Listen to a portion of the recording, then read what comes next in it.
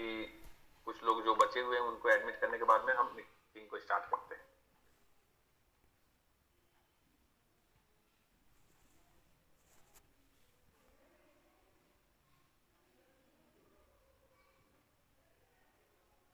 मुआ सर, आप रेडी हैं कि किस प्रकार से बूस्ट को हम लोग पे काम कर सकते हैं, पे फोकस कर सकते हैं, उसकी प्लानिंग कर सकते हैं, इसलिए हम आप तक हर वो जानकारी पहुंचा ज्यादा से ज्यादा हम अच्छे तरीके से। थैंक यू जहां सर।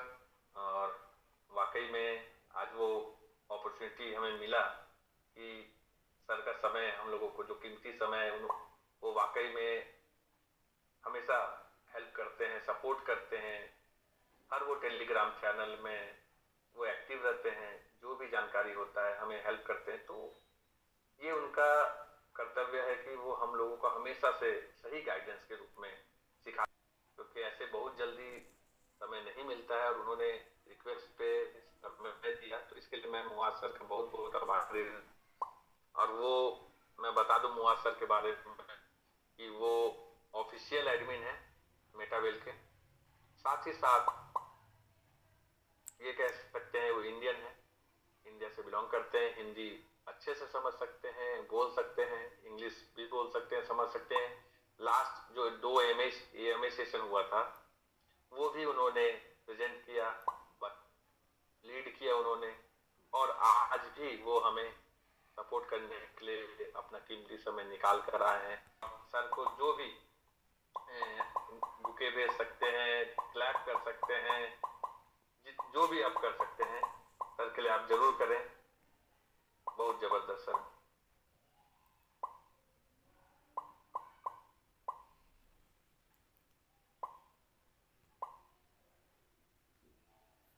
ओके,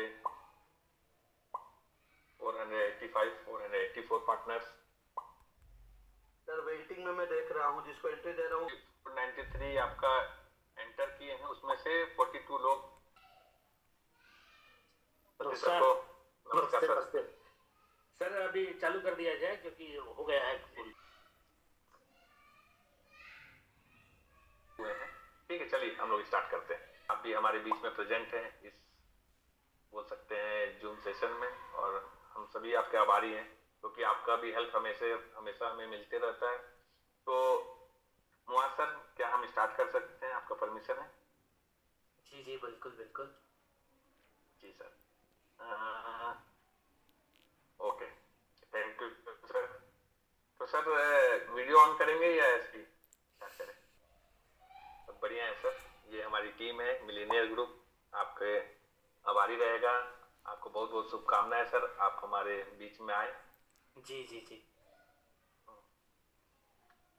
बहुत बहुत शुक्रिया आपका इस वार्म वेलकम के लिए। मुझे बहुत अच्छा लगा। और शशि कुमार सर, संजय सर, आकाश झा सर, बहुत बहुत शुक्रिया आप सभी का कि आप लोगों ने मुझे ये अपॉर्चुनिटी दी। और ऐसा नहीं है कि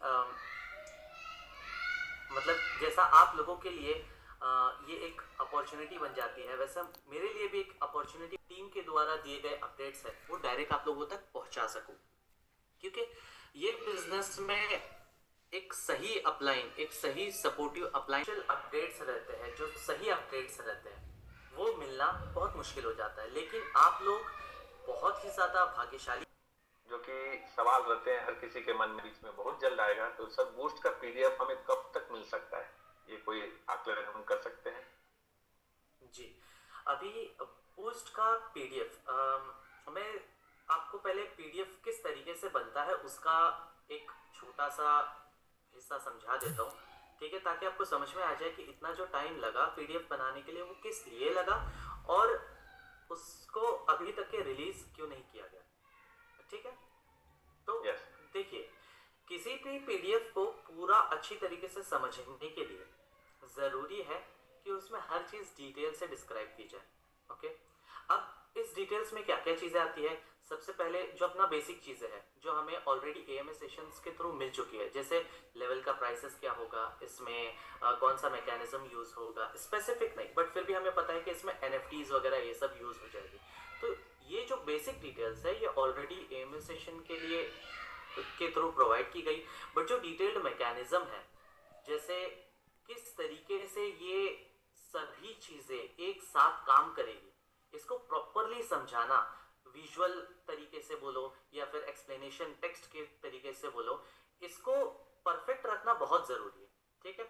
और मेटावेल जैसी कम्युनिटी बहुत बड़ी है, ओके। अब जैसे चैनल पे हम लोग पीडीएफ को अपलोड कर दिए, ओके, बट उस चैनल से हर एक व्यक्ति तक के वो पीडीएफ पहुंचने तक बहुत मेहनत लगती है। जैसे आप लीडर्स हो, तो ये एक रीजन हो गया कि अभी तक की पीडीएफ को रिलीज नहीं किया गया है, ओके। और दूसरी चीज है कि हमारे कॉम्पिटिटर्स भी बहुत है, हमारे प्रोजेक्ट के बोलते हैं ना, गलत चाहने वाले भी बहुत लोग हैं, तो उस चीज को कॉपी कर लेते हैं और उस बात का गलत इस्तेमाल किया जाता है। ये दूसरा रीजन है कि पीडीएफ को अभी तक कंप्लीटली रिलीज नहीं किया गया, ओके। तो हमें जो लास्ट अपडेट मिला है वो ये है कि आने वाले हफ्ते के एंड तक के हमें बूस्ट का पीडीएफ मिल सकता है, गिवन दैट कि इसमें कोई चेंजेस ना हो, ओके। अभी इस अल्टीमेटम का हम दो मतलब निकाल सकते हैं। ये एक कि टीम जो है वो बहुत नजदीक पहुंच चुकी है। क्या मेरा कि पीडीएफ मिलने के कितने दिन के अंदर हम बूस्ट लॉन्च की संभावना हो सकता है, संभावना कर सकते हैं कि हम लोग इतने दिन के अंदर रेडी हो, क्योंकि हमेशा से हमने देखा है कि बहुत लंबा समय नहीं देते कभी भी लॉन्च के लिए, राइट, क्योंकि कॉपी कैट जो होते हैं, इसके लिए सर हम लोग कितने दिन का संभावना कर सकते हैं? अभी मैं आपको दिन तो नहीं बता सकता, बिकॉज अगेन ये डब्ल्यू बूस्ट जो है ये मार्केट में अभी तक के आया नहीं है और एक नया कंसेप्ट है, ठीक है ना। अभी मैं आपको एक चीज बता देता हूँ कि कोई एक प्रोजेक्ट है, उसको कॉपी करके बना देना बहुत इजी हो जाता है, ठीक है। उसको कोई भी कर सकता है, उसको बोलते हैं ना, 1 महीने का काम आप 1 हफ्ते में या 2-4 दिन में कर सकते हैं, no there is no difficulties, okay. But अगर कोई चीज आप स्क्रैच से बना रहे हो, कोई नई चीज बना रहे हो, तो उसमें बनने का थोड़ा समय लग जाता है, ठीक है। तो जैसा कि मैंने आपको पहले ही बता दिया पहले सवाल के जवाब में कि जब बूस्ट का पीडीएफ लॉन्च हो जाएगा तो उसके बाद ज्यादा देर नहीं लगेगी बूस्ट को लॉन्च होने के लिए। कि जो बूस्ट का स्ट्रक्चर रहेगा अलग अलग, जैसे हमने देखा है कि अपना S6 जो है, ओके, S6 जो है और S3 डायरेक्ट रेफरल बेस्ड है, ओके। S4 जो है उसमें हम पैसिव इनकम गिन सकते हैं जब आपकी टीम काम करती हो, बराबर।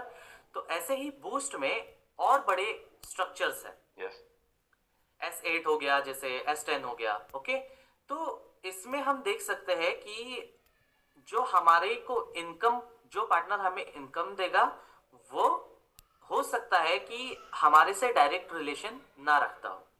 जैसे मैंने किसी को इनवाइट किया, किसी ने समझ लो मैं हूँ, मेरे अंडर में कोई और बंदा है, ठीक है। अभी उसने किसी और बंदे को इनवाइट किया, अब उसके किसी टीम मेंबर ने किसी और को इनवाइट किया, तो ये आपका डायरेक्ट काम नहीं हो रहा है, ये आपको एज अ पैसिव इनकम मिल रही है। तो एक तो ये हो गया, ठीक है।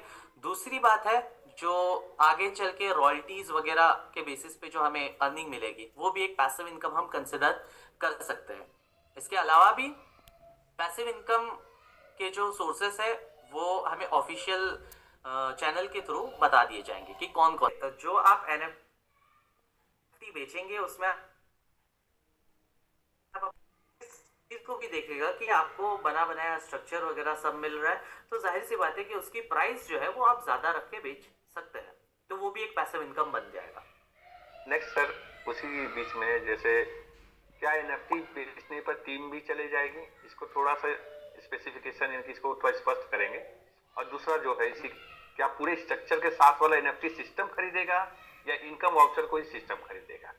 क्योंकि इसमें जो एनएफटीस है उसे सिस्टम जो खरीदने की बात कह रही है, तो स्ट्रक्चर के सिस्टम को खरीदेगा कि सिर्फ इनकम वाउचर के सिस्टम को ही, इनकम वाउचर को एनएफटी को ही सिस्टम खरीदेगा? ये थोड़ा सा जी, ये पासपोर्ट एनएफटी की बात हो रही है सर। हाँ समझा। जी। तो अभी इसमें से जहाँ तक मुझे पता है कि कुछ NFTs जो है वो सिस्टम डायरेक्ट खरीद के आपको इंस्टेंट पे आउट देगा, और कुछ NFTs जो है वो आप मार्केट प्लेस के थ्रू ही बेच सकते हैं।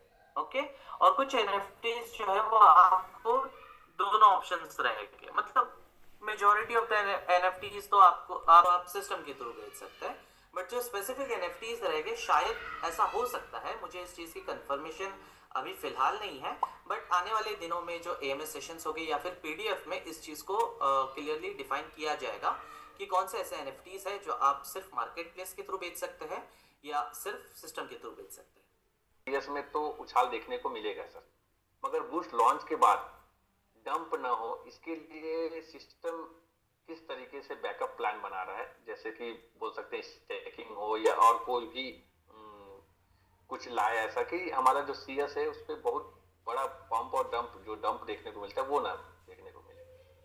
बराबर बराबर। देखिए, सबसे पहले तो मैं यही कहूंगा कि जो प्राइस बढ़ता है और जो प्राइस घटता है वो किसी भी क्रिप्टो करेंसी का एक नॉर्मल हिस्सा है, ठीक है ना, क्योंकि जैसे प्राइस बढ़ता है कम्युनिटी वाले समझते हैं कि हाँ ये अभी जो प्रोडक्ट है वो लॉन्च होने वाला है, उसके लिए सभी लोगों को सेस की जो रिक्वायरमेंट है वो बहुत ज़्यादा रहेगी, तो ऑब्वियसली प्राइस ऊपर जाने वाला है, हम कम्युनिटी के जो लोग रहते हैं वो बाय करते हैं।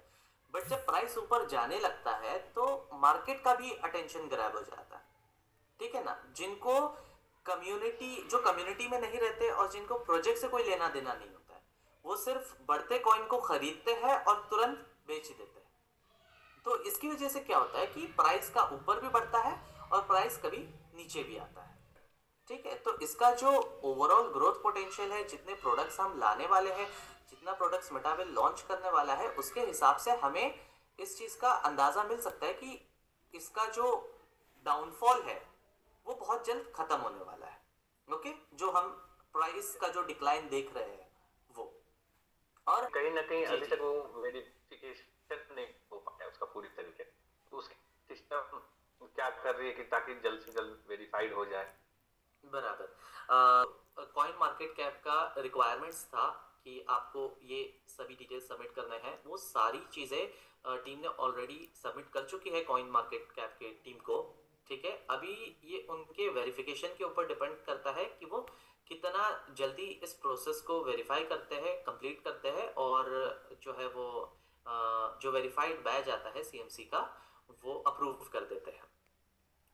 अब इस दिन भी लग सकते हैं, कुछ हफ्ते भी लग सकते हैं, कुछ महीने भी लग सकते हैं, depending on the size of the project. ये चीज़ मैंने कॉइन मार्केट कैप के ऑफिशियल वेबसाइट पे भी पढ़ी है कि जो वेरिफिकेशन का टाइमिंग है वो कुछ दिनों से लेके कुछ महीनों तक के भी जा सकता है, कि डिपेंडिंग कि तुम्हारा प्रोजेक्ट जो है वो कितने बड़े स्केल का है। अभी मेटावेल जो है, मैंने पहले भी कहा है कि मेटावेल जो प्रोडक्ट्स लाता है वो किसी की कॉपी नहीं होती, वो हमेशा एक नया प्रोजेक्ट लेकर आता है और एक यूनिक प्रोजेक्ट लाता है, तो इसे इस चीज़ को पूरा वेरिफिकेशन करना, इसमें ज़्यादा समय लग सकता है। अभी हमारे और आपके सामने सिर्फ CES के कुछ ही यूजेस दिख रहे, जैसे कि WDEX हो गया, यूटिलिटीज़ है खाली, तो ये जल्दी से वेरीफाई हो जाना चाहिए। हम फटाफट इसको दूसरे कॉइन से कंपेयर करने लग जाते हैं कि अरे ये कॉइन मार्केट कैप पे लिस्ट भी हो गया, वेरीफाइड भी हो गया। तो ये एक एज अ अपॉर्चुनिटी भी है कि जो लोग इधर उधर बिखरे हुए हैं वो उन सभी लोगों को साथ में इकट्ठा करके एक बूस्ट में लेकर आए, ताकि जो कंपाउंडेड इफेक्ट है वो हमें देखने मिले। TNS में भी बहुत लोगों को कंप्लेन करते हुए सुना है कि TNS जो है वो पुराना हो गया है और दूसरे मार्केट में प्रोडक्ट्स जो है वो बहुत अलग अलग आ रहे हैं, ठीक है। तो मैं लोगों का अटेंशन जो है वो इस तरफ खींचना चाहता हूँ कि जो नए प्रोडक्ट्स भी आप देख रहे हो मार्केट में, वो उनका बेसिस क्या है। उनका बेसिस भी तो यही है ना कि आपको पहले टीम बनानी होगी, बराबर कि नहीं। तो वही चीज आप लोग यहाँ क्यों नहीं समझ पा रहे। आप TNS को मतलब किस रीजन की वजह से आउटडेटेड समझ रहे हैं। बिकॉज टीम ने तो ऑलरेडी कंफर्मेशन दे के रखा है कि TNS में और बदलाव आने वाले हैं। अभी हम एक नया गेम जो है वो बूस्ट में हमें देखने मिलेगा, और फिर वो बाद में ENS में भी इंटीग्रेट किया जाएगा। फिर उसके बाद में और बहुत सारी चीज़ें हैं जो रीस्टोर होना बाकी है, जैसे अपना रॉयल्टी पेमेंट्स हो गया, फिर यूनाइटवर्स हो गया। तो ये सभी चीज़ों को एक साथ जब लाया जाएगा तो डेफिनेटली ग्रोथ जो है लॉन्ग टर्म जो हम बोलते हैं वो इसी चीज़ की वजह से आएगा। Yes sir. नेक्स्ट सर आगे बढ़ते हैं। क्या मार्केट आएगा, क्योंकि उसके बिना तो हम ट्रेडिंग नहीं कर पाएंगे। जी, जैसा कि मैंने जो कहा NFT के ट्रेडिंग्स होंगे सर, जी उसको जी जी लेके। जी जी जी। तो जैसा कि मैंने कहा कि जो जब W बूस्ट लॉन्च होगा तो सिस्टम ऑलरेडी एक ऑप्शन देगा बाय डिफॉल्ट, जहां से आप विड्रॉ कर पाएंगे। पहले वो ऑप्शन अवेलेबल रहेगा, फिर उसके बाद में मार्केट प्लेस को लाया जाएगा। जी जी सर। H1 को लेके जो बात हो रही थी कि H1 में सर CS की स्टेबिलिटी के लिए और कोई प्रोग्राम आने वाले हैं, या उसके ऊपर कुछ फोकस है टीम की H1 के अंदर में, या इस क्वार्टर में कुछ ऐसा प्लानिंग है? हम देखिए मैं आपको बता देता हूँ कि अभी तक की जितनी इंफॉर्मेशन अवेलेबल है उसमें हमें ये पता है कि अभी जनवरी में हमें अकेडमी का लॉन्च देखने मिलेगा। जो बैलेंस माइग्रेशन था वो तो ऑलरेडी हमने शुरू कर चुका है, अभी 3 महीने में वो भी कंप्लीट हो जाएगा। देन उसके बाद में हमें W बूस्ट देखने मिलेगा। फिर हमें जो हमारा मीम पैड प्लेटफॉर्म है guru.fun उसका लॉन्च देखने मिलेगा। देन उसके बाद में हमें पॉलीगॉन सोलाना ब्रिज देखने मिलेगा। फिर जो लिस्टिंग्स है, अब लिस्टिंग्स या फिर लिस्टिंग इसका कंफर्मेशन तो हमें बाद में ही मिलेगा, बट H1 के लिए उसे भी कंसिडर किया गया है।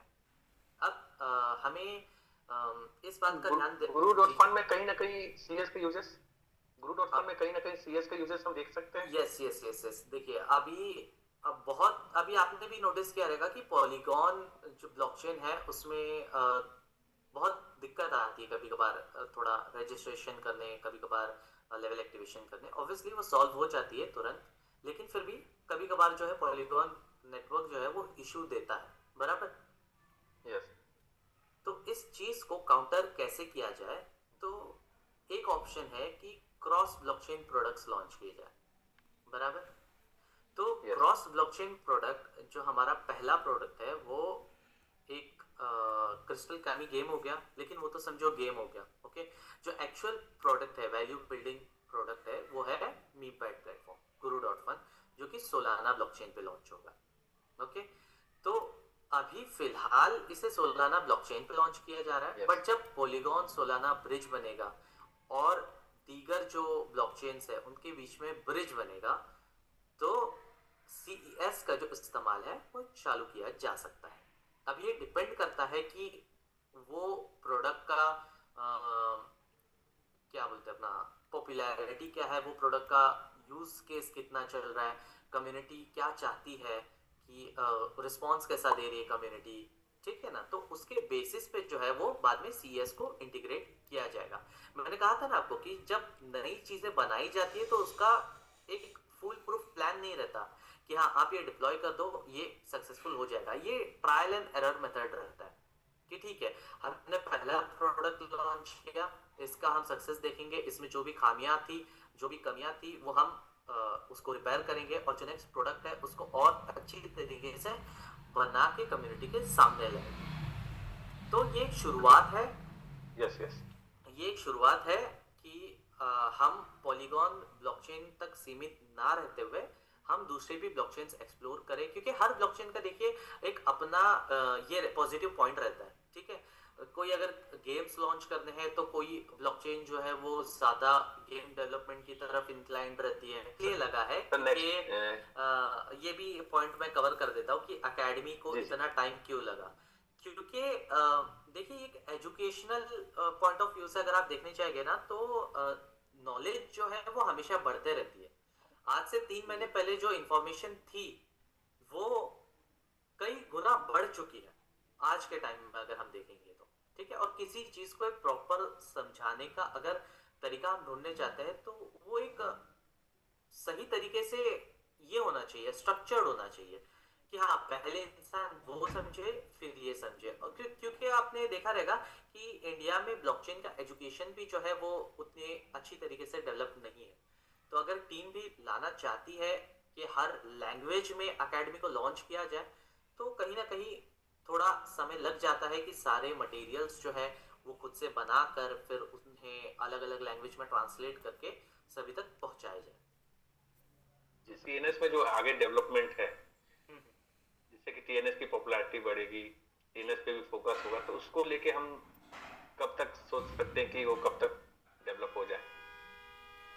जी, जैसा कि मैंने कहा कि टीएनएस में अभी एक टीम गेम लाने का भी प्लान कर रही है, जिससे लोगों को भी बहुत बेनिफिट होगा। जो पहले बूस्ट में लॉन्च होगा, फिर टीएनएस में लॉन्च होगा, फिर इसके साथ ही मैंने कहा कि रॉयल्टी प्रोग्राम जो है उसको भी रिस्टोर किया जा रहा है, और हाँ, रॉयल्टी प्रोग्राम जो है उसको भी रिस्टोर किया जा रहा है नए मैकेनिज्म के साथ में। तो ये सभी चीज़ें कहीं ना कहीं टीएनएस से जुड़ी हुई रहेगी। तो ऐसा नहीं है कि टीएनएस को पीछे छोड़ दिया जाएगा, टीएनएस भी साथ में डेवलप किया जाएगा, और जो बाकी के प्रोडक्ट्स हैं उन्हें भी साथ में डेवलप किया जाएगा। जी सर, उस प्रोजेक्ट को सुधार किया जा रहा है, उस पे उसे लॉन्च किया जाएगा, या उसे कंपनसेट की और सिस्टम आगे बढ़ना चाह रहा है, क्या उसको हम सोच सकते हैं? अभी जो लास्ट अपडेट हमें मिला था वो ये था कि यूनाइटवर्स को रीस्टोर किया जाएगा, और पहले जो सिस्टम था ना वो बहुत ज़्यादा फ्रेगमेंटेड था और बहुत ज़्यादा कॉम्प्लेक्स बना दिया गया था। जैसे कि हमने देखा रहेगा SFC, SFCR, SFCR2, फिर और अलग अलग तरीके के टोकन्स हुआ करते थे। हाँ, इस टीआर बार भी टोकन सोच था रही है। जो कि जी जी जी जी, लेकिन वो शायद से टीएनएस में था ना, टीआर टोकन। जी टीएनएस में था, और यूनाइटवर्स जी, में हमारा वो था, माइनिंग था, बिटफोर्स माइनिंग, था, बिटफोर्स यस, था, क्वांटम और बराबर। तो क्वांटम और ये सब ये था। बहुत ज़्यादा कॉम्प्लेक्स हो गया था। अभी इंडिया में देखिए, जितने नेटवर्किंग कम्युनिटी है जो नेटवर्किंग करना चाहते हैं और जो लोग नेटवर्किंग से पैसा कमाना चाहते हैं, वो उनके लिए ब्लॉकचेन एक नया कॉन्सेप्ट है। अगर हम चाहते हैं कि हम दूसरे MLM या फिर जो दूसरे नेटवर्किंग लीडर्स है उनको भी हमारे साथ ज्वाइन करें, तो उनके लिए वो चीज़ समझना जो है वो बहुत मुश्किल हो जाएगा कि अरे, एक तो ब्लॉकचेन और ऊपर से इतने सारे उसमें नई नई चीज़ें, इसका ये मतलब, उसका वो मतलब। तो टीम ने क्या सोचा कि अगर रिस्टोर हम कर रहे हैं तो इस चीज़ को एक स्ट्रक्चर्ड और स्टैंडर्ड तरीके से रिस्टोर किया जाए, एक सिंपल वे में, ताकि जो नए प्रोस्पेक्ट्स है उनके लिए भी इजी हो जाए, जो पुराने लोग हैं उनके लिए भी इजी हो जाए, और एक कंपेंसेशन भी जो है वो प्रॉपर तरीके से प्रोवाइड किया जा सके हर चीज़ के लिए। यस सर, और क्योंकि हमारे लगभग लगभग चीजें तो रिस्टोर हो चुका है सर, सीएस जी हो जी चाहे जी अपने टीएनएस हो। आगे हम देखेंगे कि यूनाइटवर्स भी रिस्टोर हो जाएगा, रॉयल्टी तो रिस्टोर प्रोसेस मेरे ख्याल से 90% कंप्लीट हो चुका होगा, जी मुझे जी। लगता है, क्योंकि आने वाले समय में रॉयल्टी भी हम देख पाएंगे। तो वाकई में सर, लाडो सर हैं तो हम लोगों का जो भरोसा है कि हमें हमारा जो पैसे जो लगे हुए हैं, चाहे टीम जो वर्क किया हुआ है, उसे कंपनसेट जरूर मिलेगा, और एक अच्छा कंपनसेशन मिलेगा, जिससे कि उन्हें ऐसा ना लगे कि हम ठगे हुए महसूस करें, ऐसा ना लगे कि। बराबर बराबर। नहीं, और मैं आप सभी को एक ये बात बता दूं कि जो इन्फॉर्मेशन मैं आपको दे रहा हूँ या आपके जो लीडर्स आपको देते हैं, ये उनके खुद के मन की इन्फॉर्मेशन नहीं रहती है। आपके लीडर्स भी जो रहते हैं वो हमारे से कंफर्म करके देते हैं आपको इन्फॉर्मेशन, और जो इन्फॉर्मेशन एडमिन्स प्रोवाइड करते हैं वो टीम से कंफर्म करके देते हैं।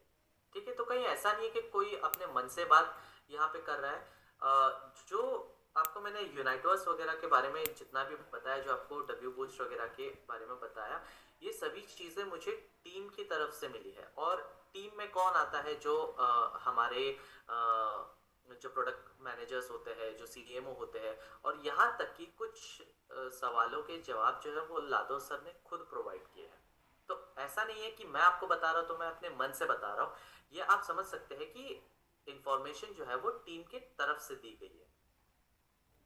यस सर, जो है वो प्लान कर रही है लीडर्स लोग के साथ में एक मीटिंग रखने का। अभी वो ऑनलाइन मीटिंग रहेगी या फिर फिजिकल मीटिंग रहेगी, इसका तो मुझे कंफर्मेशन नहीं है, बट एक इवेंट बहुत जल्दी आने वाला है, तो वो सारी चीज़ें मैनेज होनी चाहिए। तो उसके बाद लेकिन डेफिनेटली आगे आने वाले समय में हमें इवेंट्स जो रहेंगे, ऑनलाइन बोलो ऑफलाइन बोलो, तो ये ज़रूर देखने हमें मिलेंगे। कैरी कर सके टीम के साथ में। जी जी जी, बिल्कुल बिल्कुल।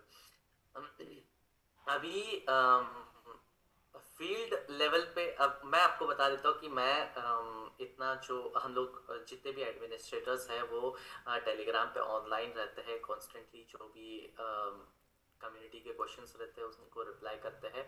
बट कहीं ना कहीं मेरे दिल में आप लोगों के लिए सबसे ज़्यादा रिस्पेक्ट रहती है जो लोग फील्ड वर्क करते हैं, बिकॉज इस चीज़ का कि किस तरीके से तैयारी करनी चाहिए, इस सवाल का जो जवाब है ये आप लोग खुद बनाते हैं। जो लीडर्स हैं, बड़े बड़े लीडर्स हैं, आप हो गए और जो आपकी टीम में जो लोग एक्टिवली काम करते हैं सभी लीडर्स हो गए, वो खुद इस सवाल का जवाब बनाते हैं कि तैयारी किस तरीके से होनी चाहिए। और कहीं ना कहीं मेरा मानना है कि इंडिया की जो टीम है वो एक बार सेट कर देती है कहीं पे भी जाओ तो, कि तैयारी अगर आपको करनी है तो इस तरीके की होनी चाहिए।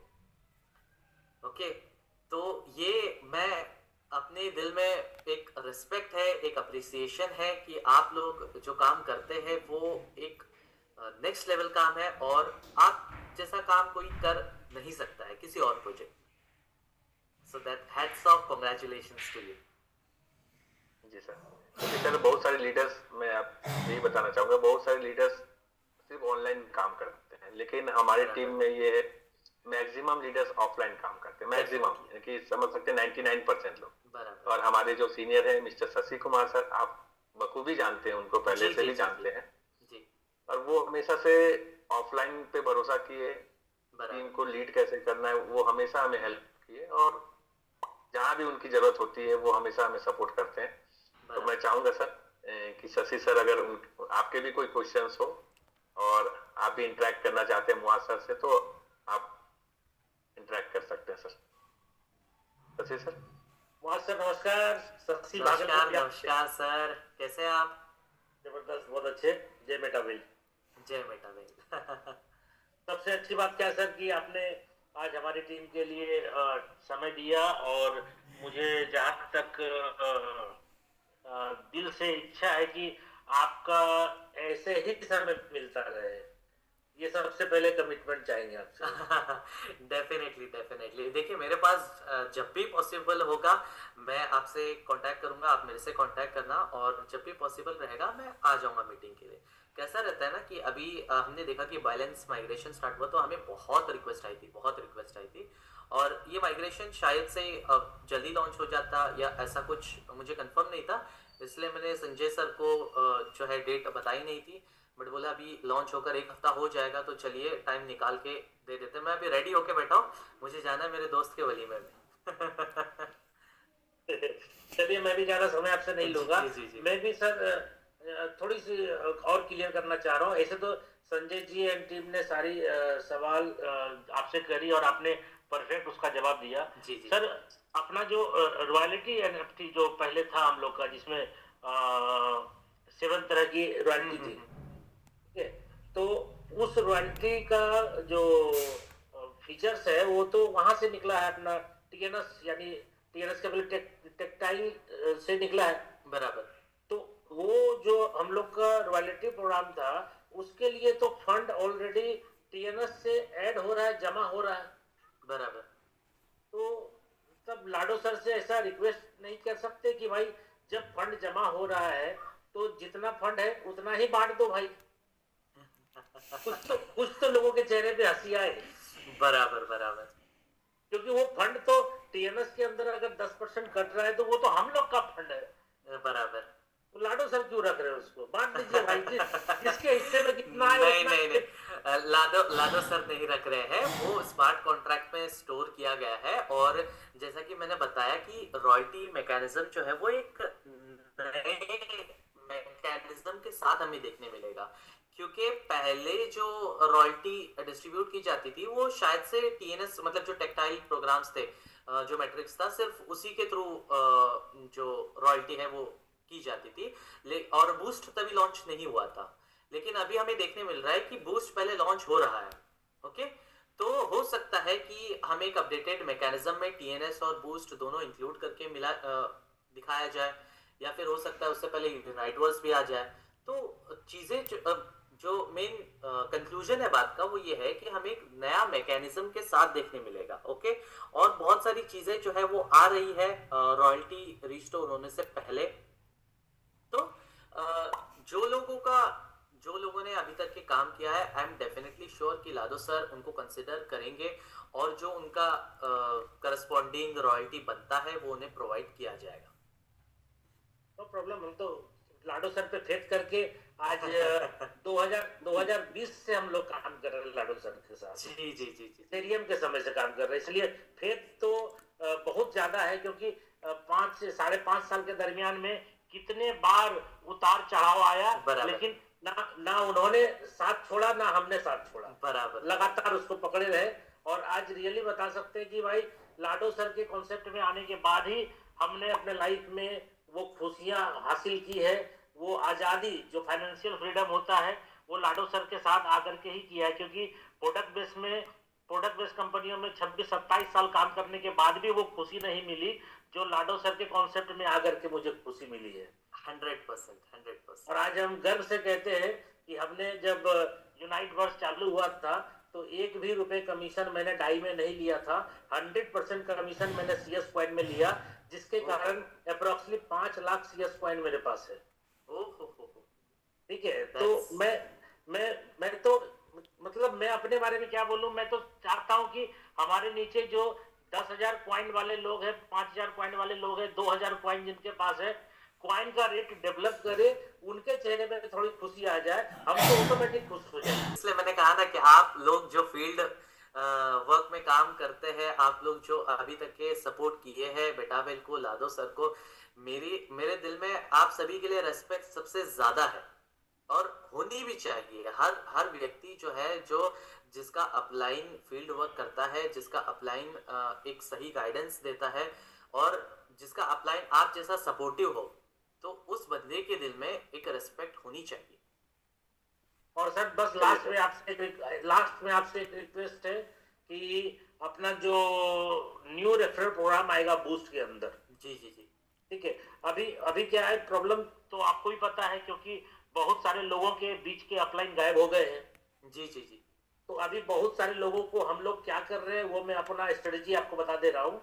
ठीक है, फिर आपसे क्या रिक्वेस्ट है मैं वो बताऊंगा आपको। ओके ओके, ठीक है, हम लोग की स्ट्रेटजी यही है कि बीच के जितने भी लोग काम नहीं कर रहे हैं, दूसरी कंपनियों में चले गए हैं, ठीक है, चाहे वो अपनी टीम के हों या अदर टीम के हों, तो उनको न्यू वॉलेट बना करके TNS के रेफरल से स्पॉन्सर कर रहे हैं। अच्छा, तो TNS के रेफरल से स्पॉन्सर कर रहे हैं, तो एक दूसरे को स्पॉन्सर करके सारे वॉलेट को रजिस्टर कर लेंगे, TNS के अंदर स्ट्रक्चर बन जाएगी। बराबर, ये काम कर रहे हैं। और दूसरा, जब बूस्ट का प्रोग्राम आएगा तो रेफरल, जैसे आपने बोला, डेफिनेटली रेफरल चेंज होगा। उस टाइम तो हर एक व्यक्ति को अपने पुराने वॉलेट से आना हो या न्यू वॉलेट से आना हो, रेफरल तो हर एक आदमी को चाहिए। बराबर, तो आप एडमिन से हमारा रिक्वेस्ट है कि रेफरल देने का जो सिस्टम है उसमें सुधार आना चाहिए। हर बार की तरह नहीं कि ऊपर के लोगों ने सबको बांट दिया और जो एडजस्टिंग लीडर्स हैं उनके लोग किसी और के साथ स्पॉन्सर होकर के चले गए। समझिए, क्योंकि लोग क्या करते हैं ना, इंतजार करते हैं और जिसका रेफरल पहले आ जाता है उसी के रेफरल से स्ट्रक्चर लगा लेते हैं।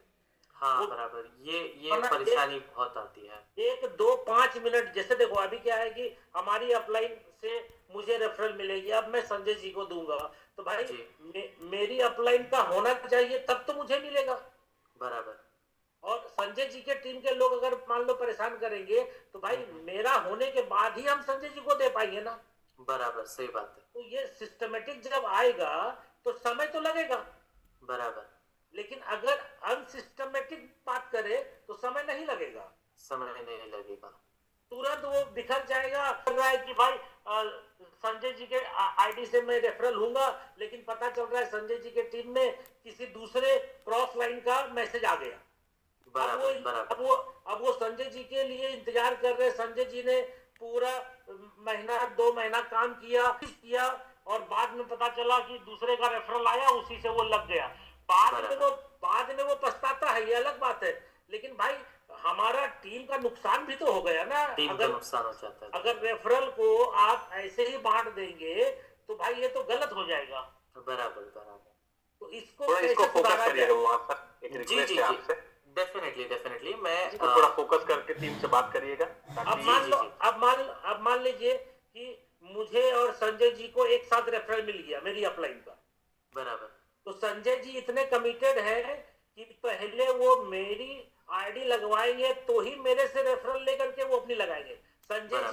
संजय जी और हमारे बीच का जो अंडरस्टैंडिंग है वो अलग है, लेकिन सबका अंडरस्टैंडिंग ऐसा नहीं है। सबका अंडरस्टैंडिंग ऐसा नहीं रहता। बराबर। उसको जिसका पहले मिलेगा उसी का मार के खत्म। बराबर बराबर। ऐसा एक्चुअली करना भी नहीं चाहिए, बिकॉज आपकी जो अपलाइन रहती है वो हर कदम पे आपको सपोर्ट करती है, और फिर ऐसा करने से आप थोड़े लालच में चले जाएंगे, बट लॉन्ग टर्म में कैसा हो जाता है कि वो भारी पड़ जाता है, क्योंकि वहां पे इंसान अकेला हो जाता है।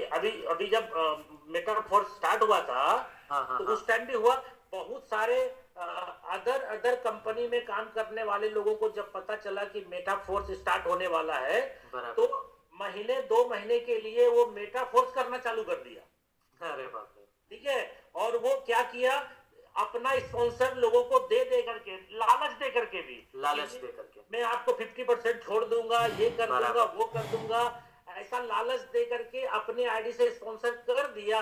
और 1-2 महीने के बाद पता चला वो दूसरी कंपनी में चला गया, और वो बंदा काम करते करते मर गया। यानी मर गया मतलब खत्म हो गया, वो भी खत्म।